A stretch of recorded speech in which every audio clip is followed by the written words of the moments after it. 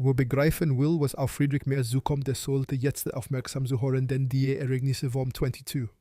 April 2026 im Herzen Berlins sind schlicht beispiellos. Hier geht es nicht um irgendeine politische Auseinandersetzung. Hier erleben wir einen historischen Wendepunkt. Das Kanzleramt steht unter Belagerung und gegen Merz steht der Vorwurf des Verrats am eigenen Staat im Raum. Hat bis zum Schluss zu den danach versteht, weshalb 60 Millionen Bürger erheben und rufen Schluss damit. Seht ihr, was passiert. An diesem Wochenende versammelten sich vor dem Kanzleramt Tausende, nein Zehntausende. Offiziell heißt es seien einige hundert gewesen. Natürlich, die Medien müssen die Lage herunterreden, doch die Aufnahmen, die berichten, der Anwesenden, die Liebeübertragungen direkt aus der Masse zeichnen ein völlig anderes, ein schonungsloses Bild. Die Leute stehen Körper an Körper eng beieinander. Familien, die ihre Kinder an der Hand halten. Arbeiter noch in Montur, die geradewegs aus der Fabrik kommen, junge Studierende mit Taschen auf dem Rücken, ältere Menschen auf Gestocke gestützt. Sie alle haben die Grenze ihrer Geduld längst überschritten, drinnen im Kanzleramt dagegen Totenstille. Friedrich Merz, dem man vor seiner Amtsübernahme wirtschaftspolitische Brillen zuschrieb, als wäre er ein Messias, hat sich verkrochen. Der beste Regierungschef aller Zeiten, so tönten es damals sämtliche Leitmedien. Nun irrt er durch seine eigene Festung wie ein Geist. Waren das Volk vor seinen Toren aufbegehrt, macht er sich unsichtbar. Und jetzt folgt die Nachricht, auf die alle gewartet haben und die den etablierten Parteien schlaflose Nächte bereitet. Eine soeben veröffentlichte Erhebung belegt, der Großteil der Bevölkerung wünscht sich die AfD in der Regierung. Allen voran fordern sie weiter im Kanzleramt ein fundamentaler Umbruch. Friedrich Merz muss gehen, so sehen es die die Bürger auf den Plätzen. Die Menschen in diesem Land wirft einen Blick auf die Daten, sie lassen keinen Spielraum für Interpretation. Die Zustimmung zur Bundesregierung und zum Kanzler Merz ist auf einem historischen Tiefstand angelangt, im absoluten Keller. Gerade einmal 17%, also kaum jeder Sechste mochte, dass Merz über 2029 hinaus regiert. Über 2/3 lehnen das entschieden ab. Sogar unter den eigenen Unionswahlen gibt es mittlerweile eine relative Mehrheit, die er nicht länger will. Seine eigene Anhängerschaft kehrt ihm den Rücken. Welche Partei soll den kommenden Kanzler stellen? 27% antworten die AfD. Das übersteigt alle übrigen Parteien beinahe um das Doppelte. SPD und Union erreichen jeweils magere 13%, wobei die Union zersplittert das steht 8% für die CDU, 4-5% für die CSU. Die Grünen liegen bei 11%, die Linke bei 9%, der Rest verteilt sich auf sonstige. Die Richtung ist eindeutig. Die Bürger verlangen nach Weidel und sie werden sie bekommen. Früher oder später, wie Alice Weidel stets betont, wird ihre Partei regieren, ob in einer Koalition oder im Alleingang. Das ist es, was die Mehrheit sich wünscht. Merz hat inzwischen eine Unzufriedenheitsquote von über 80% angehaucht.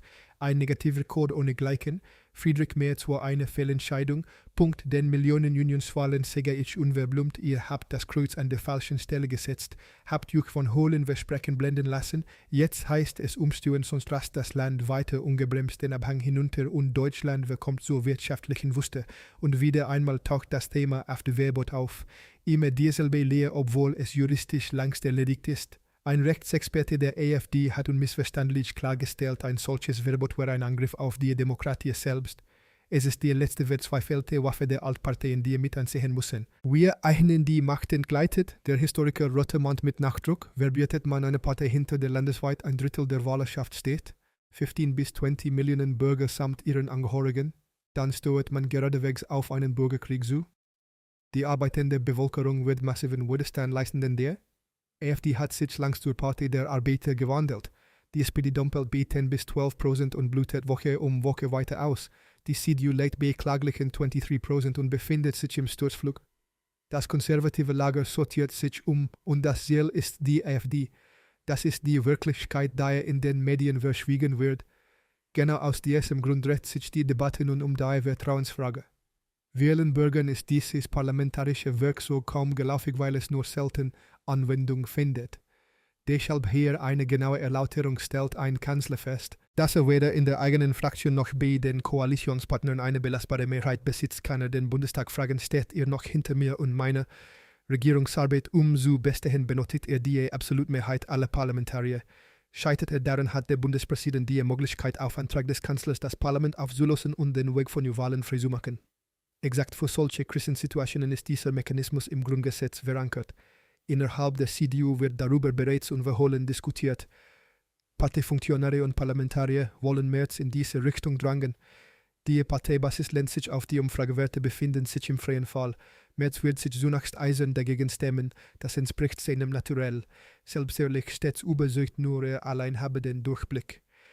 Doch der Druck der Straße wird übermächtig. Zehntausende Demonstranten in Berlin, in Sachsen, in Brandenburg, blockierte Brücken, überfüllte Stadtzentren, zugeklebte Fabriktore. Die Anspannung ist gewaltig und nimmt mit jeder Stunde zu. Und dann gab es diesen denkwürdigen Augenblick im Bundestag. Alice Weidel hat Merz vom Rednerpult des Parlaments aus direkt zum Amtsversicht aufgerufen. Man mag zur AfD stehen, wie man will, doch in jenem Moment brachte sie auf den Punkt, wo es Millionen empfinden. Der Ablehnungswert des Kanzlers steht bei -80%. 8 von 10 Bundesbürgern sind unzufrieden mit ihm. Das ist keine vorübergehende Händeflaute, das ist ein politisches Erdbeben. Wisst ihr eigentlich, wie viele Klagen in diesem Jahr gegen Merz eingereicht wurden? Hört genau hin, allein in diesem Jahr gingen über 1000 Strafanzeigen gegen Merz ein wegen seiner Unterstützung Israels im Nahostkonflikt und einer mutmaßlichen Beteiligung an Kriegsverbrechen. Weitere kamen hinzu, darunter eine umfassende Strafanzeige, die Anwälte im April 2026 bei der Generalbundesanwaltschaft einreichten. Die Bürger sagen, Merz begehe Staatsverrats schuldig und stelle sich gegen das eigene Volk. Gleichzeitig erstattet Merz selbst zahlreiche Anzeigen gegen die eigenen Bürger. Das Kanzleramt ist verpflichtet, Ermittlungsverfahren wegen Beleidigung offenzulegen. Merz soll journalistische Recherche nicht blockieren. Der Deutsche Journalistenverband hat einen Beschluss des Berliner Verwaltungsgerichts begrüßt, dem zufolge das Bundeskanzleramt Auskunft über Ermittlungsverfahren im Zusammenhang mit Beleidigungen gegen Kanzler Merz erteilen muss. Der Regierungschef soll investigative Arbeit der Presse konstruktiv unterstützen, anstatt sie zu behindern, erklärte ein Werbensprecher in Berlin. Der Tagesspiegel hatte diesen Beschluss gerichtlich erstritten. Das Blatt wirft dem Kanzler vor, Nachforschungen über Beleidigungsfälle zu unterbinden, in denen er selbst betroffen ist. Gemäß dem Gerichtsbeschluss muss das Bundeskanzleramt nun offenlegen, welche Staatsanwaltschaften wegen Beleidigungsdelikten Kontakt aufgenommen haben. Die Entscheidung ist bislang noch nicht rechtskräftig. Nach geltendem Recht werden Beleidigungen, üble Nachrede und Verleumdungen gegen Personen des öffentlichen politischen Lebens strenger geahndet als gegen Privatpersonen. So kann etwa üble Nachrede gegen eine Privatperson mit einer Freiheitsstrafe von bis zu 2 Jahren bestraft werden. Richtet sich dieselbe Tat gegen einen Politiker, drohen bis zu 5 Jahre Haft. Friedrich Merz steht zwar im Rampenlicht, doch hinter ihm agiert auch seine Frau und sie verfügt über weit mehr Einfluss, als man vermuten würde. Charlotte Merz, eine erfahrene Richterin, ist nicht bloß seine Ehefrau, sondern zugleich seine engste Beraterin. Zusammen bilden sie ein Gespann, das darauf ausgerichtet ist, Merzes politische Machtstellung abzusichern.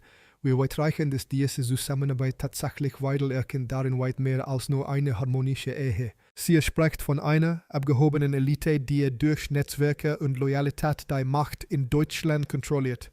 Friedrich und Charlotte Merz sehen Teil dieses Systems, das sich von den Sorgen der Bürger längst entfernt habe. Aber was genau wirft Weidel ihnen, wo Weidel kritisiert, dass die Familie Merz zusammen mit Figuren wie Ursula von der Leyen ein Geflecht aus Macht und Einfluss aufgebaut habe, das bis nach Brüssel reicht? Für sie geht es nicht um Kompetenz, sondern um Loyalität zu einer politischen Kaste, die es sich gegenseitig stützt. Eine Szene, die im Netz für Furore sorgte.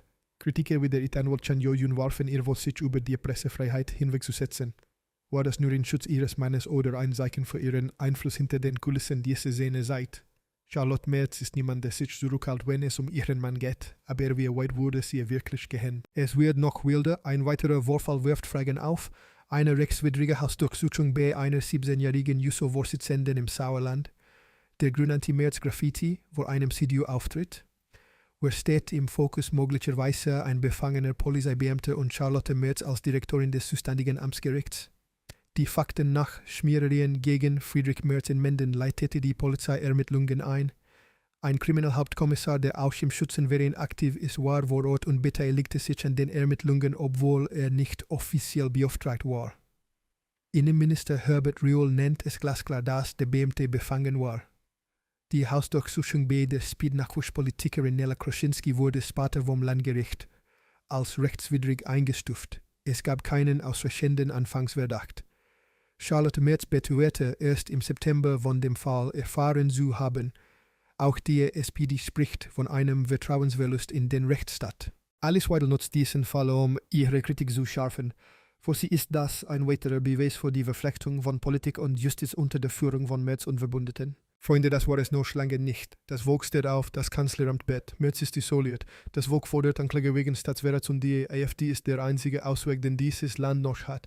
Habt ihr genug seht ihr dabei, habt ihr in eurem Mord auch Proteste gesehen, danke, bleibt wachsam. Danke, bleibt